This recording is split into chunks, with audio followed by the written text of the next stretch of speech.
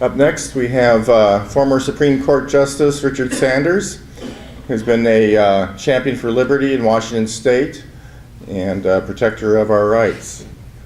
Richard Sanders.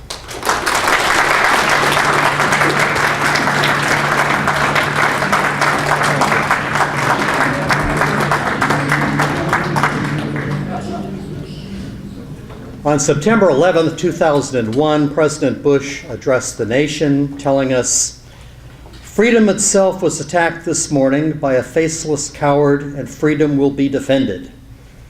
In his speech to the joint session of Congress on September 20th, he said, "I ask you to uphold the values of America and remember why so many have come here.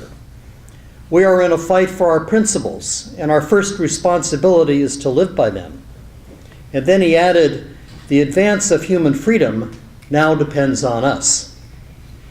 Yes, Mr. President, we could not agree more. We are in a fight for our principles, and our first responsibility is to live by them. Shortly after addressing Congress, the President proposed, through Attorney General Ashcroft, the USA Patriot Act, which was overwhelmingly approved with little or no debate by Congressman Jim McDermott dissenting, as well as a nameless congressman out of Texas, but there were few more. Following this enactment, the President announced his war on terror, making clear the battlefield was not only Afghanistan, but everywhere else, particularly, I should say, especially the United States. But let us digress. In the months after the overwhelming enactment of the Patriot Act, people began to read it and to understand it and to question it. Attorney General Ashcroft took the opportunity to go, I understand, on a nationwide speaking tour, where he even spoke to third grade classrooms. And in one such classroom, he explained to the kids there assembled the many virtues of the Patriot Act, how it was the best thing since sliced bread, and then yielded to questions. And he said, "Do any of you have a question?" And a little boy raised his hand. He said, "All right, tell us your name and ask your question." And the boy said, "My name is Bobby, and I have two questions. First, if Gore got more votes than Bush, why isn't Gore president? And secondly, why are you trying to take away our liberty with the Patriot Act?" And just then the recess bell rang. And all the kids went marching out of the room like Pavlov's dogs, only to return 15 or 20 minutes later. General Ashcroft, being the man that he is, said, "All right, kids, I told you I was going to answer your questions, and that I will. I don't have as much time as before, but please ask some questions." And a little girl raised her hand, and he said, "All right, tell us your name and ask your question." And she said, "My name is Mary, and I have 4 questions. First, if Gore got more votes than Bush, why isn't Gore president? Why are you trying to take away our liberty with the Patriot Act? Why did that recess bell ring 15 minutes early? And where's Bobby?"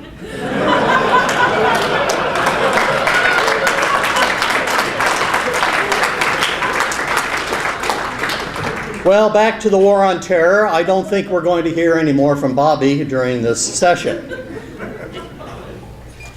Since all the wars up to this point in time were between nation states, one would have thought that this war on terror was a metaphor, since terror is a tactic, neither a country nor an individual, and a metaphorical war, unlike a real war, is a war that has no end by definition.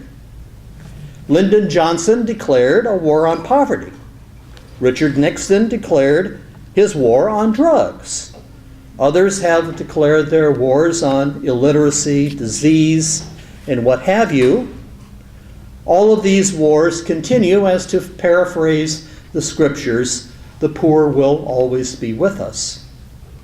But there is something fundamentally different about the war on terror from all of the metaphorical wars which preceded it. This one was an effort to invoke presidential war powers, not only to deal with a foreign adversary, such as Afghanistan or Iraq, but to deal with private citizens here and abroad in the context of executive war powers, as well as international laws of war memorialized by practices and treaties. For the war on terror, all the world is a battlefield, and every person is potentially a combatant and perhaps a war criminal as well. In response to President Bush's war on terror, I propose we consider a not so metaphorical war on liberty. Where, how, and when would this war be fought? What would be the strategic objectives of the war? What would be the tactics of the offense and the defense? How would the prisoners be treated? Or are prisoners to be taken at all? Well, to get on with our war on liberty, if I were Commander-in-Chief, my strategic objective would be the destruction of all legal impediments to my freedom of action. In fact, I would want to tell everyone that this war was about freedom. I would want to tell them that all the time, which is not really a misrepresentation, of course, since it is my freedom, not yours, that we are talking about. In the same vein, of course, I would not want to overtly declare a war on liberty, but certainly a war on something, because we all understand that wars are sometimes essential for self-preservation, and the necessary sacrifice entailed in all wars includes truth, liberty, lives, and property. We are even more likely to accept the costs of war when our president tells us defeat is not an option and calls on our true patriots who believe these colors don't run in times of war. Our founding fathers did not view war lightly. They fought and survived a very bloody war. They knew the terror of war, the cost of war in lives and fortune, in human suffering, in injustice to the innocent, which we euphemistically now call collateral damage, the title of an Arnold Schwarzenegger movie. James Madison explained the meaning of this principle embedded in our Constitution. He said, "Of all the enemies of liberty, war is perhaps the most to be dreaded, because it comprises and develops the germ of every other. War is the parent of armies. From these proceed debts and taxes, and armies and debts and taxes are the known instruments for bringing the many under the domination of the few. In war, too, the discretionary power of the executive is extended.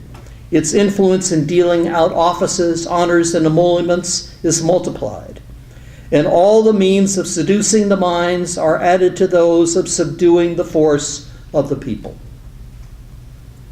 We remember with hope and optimism the imprisonment of American citizens of Japanese ancestry by President Roosevelt and other so-called liberals like Earl Warren under the war powers. And we are heartened that a poll taken shortly after the events of September 11th revealed that fully 1/3 of our fellow citizens would support imprisonment of Arab Americans as we once did Japanese Americans. Our founders knew the popular passions of war and sometimes the political advantage of war. As President Bush said, our principles must come first. And Alexander Hamilton set down one of those most fundamental principles for conducting war in the Federalist Papers. He said, "Safety from external danger is the most powerful director of national conduct. Even the ardent love of liberty will, after a time, give way to its dictates. The violent destruction of life and property incident to war, and continual effort and alarm attendant on a state of continual danger will compel nations the most attached to liberty to resort for repose and security to institutions which have a tendency to destroy their civil and political rights. To be more safe, they at length become willing to run the risk of less free. So these are some of the tactics President Sanders might use if I were the commander-in-chief in our war on liberty. Fear and secrecy for starts. Although our national anthem ends with the words, "Land of the free and home of the brave," you and I know that those words are there because they rhyme, not because they are American realities. History proves this. At the end of the 18th century, tensions rose between the United States and France. The Federalists seized upon the opportunity to pass the Alien and Sedition Acts, which largely criminalized internal opposition to our own government. Of course, the American Civil War was the occasion for massive suppression of civil liberties, including the writ of habeas corpus. World War I brought us mass arrests to combat the Red Scare, and World War II yielded the imprisonment of 117,000 loyal Americans with no legal process whatsoever. At least in the early years of our republic, an effective remedy to executive and legislative excess was the last resort to an independent judiciary. Although the Alien and Sedition Acts expired by their own terms before judicial review was possible, Chief Justice John Marshall, before he was Chief Justice, when he was a congressman, announced his view that they were unconstitutional and should be set aside. Near the beginning of the American Civil War, President Lincoln purported to authorize the arrest of individuals without charge by military officials. On May 26, 1861, at 2 a.m. in the morning, the military arrested John Merriman while he was peacefully in his Baltimore home with his family, and then took him to Fort McHenry for confinement. Fort McHenry, that's where the Star-Spangled Banner, that's what that refers to, for confinement under the general charges of treason and rebellion, but absent any proof of that. Notwithstanding a purported presidential suspension of the writ of habeas corpus, the United States Court of Appeals observed that the writ may only be suspended by Congress, not the President, and then only in cases of rebellion or invasion for a limited time. As Chief Justice Taney held, in no uncertain terms, in favor of Merriman's release, "I can only say if the authority which the Constitution has confided the Judiciary Department and judicial officers may thus, upon any pretext or circumstance, be usurped by the military power at its discretion, the people of the United States are no longer living under a government of laws, but every citizen holds life, liberty, and property at the will and pleasure of the army officer in whose military district he may happen to be found." Until that point, Congress had never suspended the writ of habeas corpus. Even in the War of 1812, when the British actually sacked Washington, D.C., and burned down the White House, the writ was not suspended. But Congress did suspend the writ of habeas corpus in 1863 during the height of the Civil War. This resulted in the arrest of Landon Milligan, who on October 5, 1864, while at his home in Indiana, was arrested by military order and thereafter kept in close confinement. On the 21st day of that month, he was brought before a military commission in Indianapolis, tried, found guilty, and sentenced to be hanged. Thereafter, in January 1865, a grand jury was convened to consider whether civilian charges should be brought against Milligan, but it failed to return any bill of indictment against him for any offense whatsoever. Acting through a writ of habeas corpus, notwithstanding congressional suspension of the writ, Milligan challenged his confinement and death sentence. Eventually, the case was heard by the United States Supreme Court, which said, "The importance of the main question presented by this record cannot be overstated, for it involves the very framework of the government and the fundamental principles of American liberty." Had this tribunal the legal power and authority to try and punish this man? Rhetorically asked the court, elaborating, No graver question was ever considered by this court, nor one which more nearly concerns the right of the whole people, for it is the birthright of every American citizen when charged with crime to be tried and punished according to law. By the protection of the law, human rights are secured. Withdraw that protection, and they are at the mercy of wicked rulers or the clamor of an excited people. The court went on to observe that the provisions of the Constitution on the administration of criminal justice are too plain and direct to leave room for misconstruction or doubt of their true meaning to permit this trial by a military tribunal. It continued, the Constitution of the United States is a law for rulers and people, equally in war and in peace, and covers with the shield of its protection all classes of men at all times and under all circumstances. No doctrine involving more pernicious consequences was ever invented by the wit of man than that any of its provisions can be suspended during any of the great exigencies of government. Such a doctrine leads directly to anarchy or despotism, but the theory of necessity on which it is based is false. The court held that civilians cannot be tried by the military when the civilian courts are open to hear criminal accusations and redress grievances. Obviously, the precedent set by ex parte Milligan must be undermined if we are to successfully prosecute our war on liberty. Some headway was made in that regard in the early days of World War II, in the case of ex parte Quirin, where the Supreme Court entertained a writ of habeas corpus on behalf of several German saboteurs, one of whom was an American citizen, who had been tried and most of whom were sentenced to be hanged by a military commission sitting in Washington, D.C., notwithstanding that the civilian courts were open for business. History reveals that President Roosevelt had previously personally and secretly consulted with his Supreme Court Justice Felix Frankfurter before he established the military commission which rendered the death sentences. To characterize Inouye Quirin as a hurry-up offense on the part of the government would be an understatement, since the death sentence was affirmed by per curiam opinion issued by the court the day after oral argument. Per curiam opinion is an opinion that says, we affirm the death sentence, period.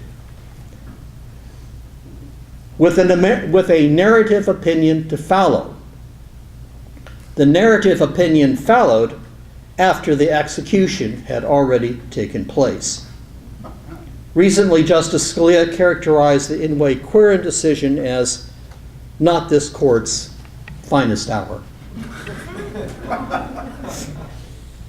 Obviously, Justice Scalia is going to be an obstructionist when it comes to the war on liberty, but we can deal with him later. I suspect our war on liberty will also be aided by Korematsu versus United States, a 1944 decision, I believe it came out of Seattle, which failed to provide relief to American citizens of Japanese origin who were imprisoned during the course of World War II. So let's fast forward to more recent events. American citizen Jose Padilla was arrested as he disembarked from an airplane at Chicago O'Hare Airport to be detained for a short time by civilian authorities before he was shipped off to a Navy brig in South Carolina, where he was held for many years incommunicado, without charge, without a lawyer, based solely on an executive allocation that he was an unlawful combatant. When it appeared that his writ of habeas corpus would be determined on the merits by the United States Supreme Court, the government reversed course, released him from the brig, indicted him to stand trial on federal court on charges unrelated to the claim which he was previously held in the brig for, involving so-called reconnaissance to detonate a dirty bomb. I think the Padilla case is important and significant and encouraging to our war on liberty, because if Mr. Padilla can be seized from the airport, imprisoned without charge as an illegal combatant solely on the word of the executive, What is to stop the executives from assassinating or killing Mr. Padilla by drone attack, Senator Paul's filibuster notwithstanding? The principle is no different. If an American boy of 16 years old can be targeted by a drone in Yemen, sitting at a cafe, what is to stop the president from targeting that same boy while sitting at a cafe in New York or Boston or the United States? Drones are indeed effective in our war on liberty, and we should try to side up with the Boeing company to make sure that they're still around. In 2006, the United States Supreme Court heard and decided the case of Hamdan versus Rumsfeld. Hamdan was apprehended in Afghanistan and apparently turned over to American authorities for a bounty. A Yemeni citizen, it was alleged that Hamdan was an illegal combatant because he conspired to violate the laws of war by offering material support to al-Qaeda, which is to say he was Osama bin Laden's chauffeur.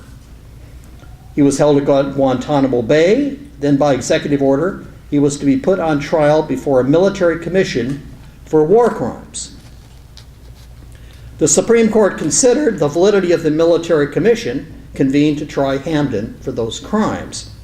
The court found that Congress had not authorized the commission, and that, even assuming the president had the authority to establish a commission under appropriate circumstances, that commission would have to operate under the Uniform Code of Military Justice.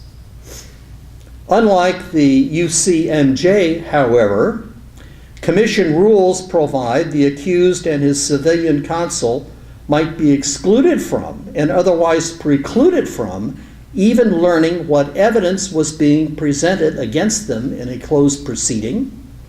The accused need not be informed of the basis of his detention, while hearsay and evidence derived from torture was fully admissible.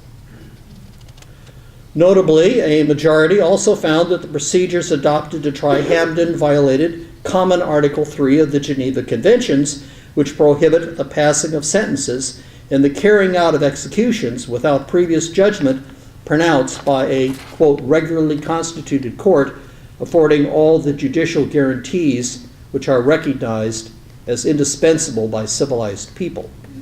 The same guarantees which wasn't Attorney General Gonzalez said were quaint.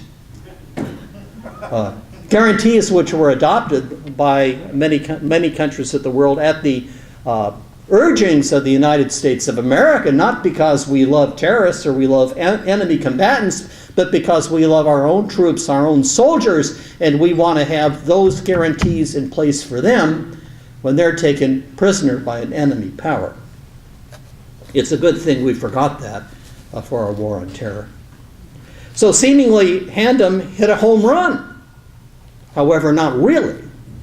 He avoided trial for the time being before a military commission, but the court confirmed that the presidential authority to keep him incarcerated for the duration of the war. Not to be deterred, the president promptly went to Congress, which willingly enacted the Military Commission Act, granting the president authority to convene a similar military commission, while at the same time purporting to strip all alien prisoners any right to seek a writ of habeas corpus. Speaking for myself, I find these recent developments most encouraging for our war on liberty. The President and the Congress have joined hands to deny aliens and Americans held by executive fiat under any access to the judiciary to test the legality and conditions of their confinement. The National Defense Appropriation Act drives the final nail in liberty's coffin. Very encouraging. So, I suppose this answers one of our posited questions.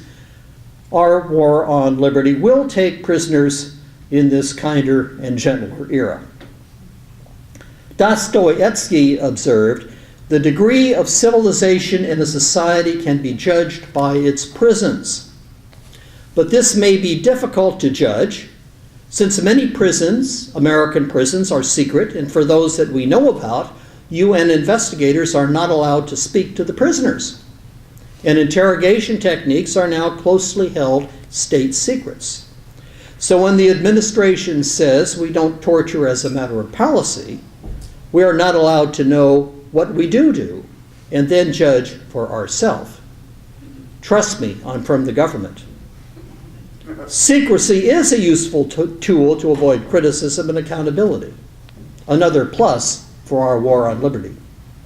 According to the American University professor Robert Vaughn, authoritarian governments are identified by ready government access to information about the activities of citizens and by extension limitations on the ability of citizens to obtain information about the government.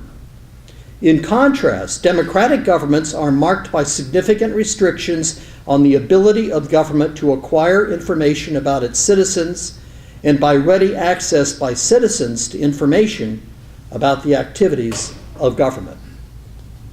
Well, despite these encouraging events in our war on liberty, I want to caution you that the war is not yet won, and for this reason we must be vigilant. We must be vigilant that Congress not withdraw its cooperation with executive authority.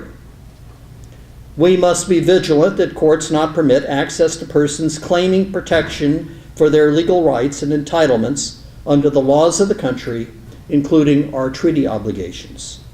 But most of all, we must be vigilant that the American people continue their fearful slumber until this war on liberty is successfully prosecuted to its conclusion, because as observed by Judge Learned Hand, the people are the ultimate decider when it comes to their liberty.